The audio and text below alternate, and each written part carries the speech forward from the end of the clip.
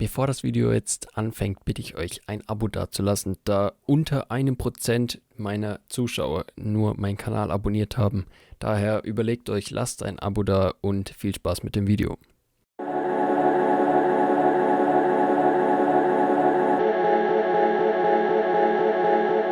Yo Leute, herzlich willkommen zu einem neuen Review auf meinem Kanal. Heute geht es um die Aukey mechanische Gaming-Tastatur mit RGB-Beleuchtung. Die mechanische Tastatur hat, wie wahrscheinlich schon bekannt, blaue Switches, also solche wie die Cherry MX Blue. Nur sind die hier von dem Hersteller Outemu, oder ich weiß jetzt nicht, wie genau man den ausspricht, aber Outemu steht auf der Produktseite und die sind auch eigentlich relativ weit verbreitet. Die findet man in vielen anderen Tastaturen auch. Die sind auch, also da muss man sich gar keine Sorgen machen und denken, dass die schlechter sind als irgendwelche Cherry MX oder so. Mechanische Switches sind eigentlich alle von guter Qualität. Sonst würde das gar keinen Sinn machen, sich eine mechanische Tastatur zu kaufen mit Off-Brand Switches. Und ja, das Highlight der Tastatur ist natürlich die RGB-Beleuchtung, die die Tastatur in allen möglichen Farben erstrahlen lässt. Finde ich super nice, super gelungen, sieht sehr gut aus und macht nochmal ein anderes Feeling, wie wenn man nur ein paar wenige Farben hat, die fest sind, und man nicht die ganze Tastatur einzeln konfigurieren kann, wie man sie gerne beleuchtet hätte, wie es bei der Aukey mechanischen Tastatur ohne die anpassbare RGB-Hintergrundbeleuchtung der Fall ist.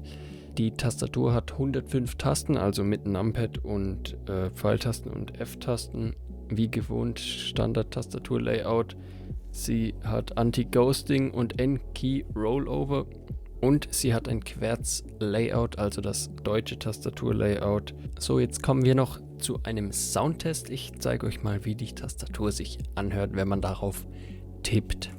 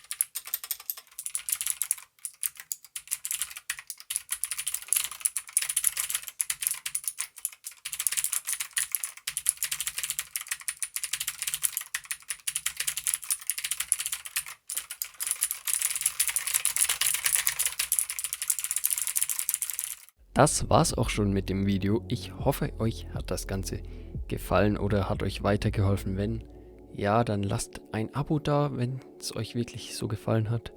Dann kann ich natürlich auch noch mehr Videos zu der Tastatur oder whatever machen. Schreibt es in die Kommentare und liked das Video.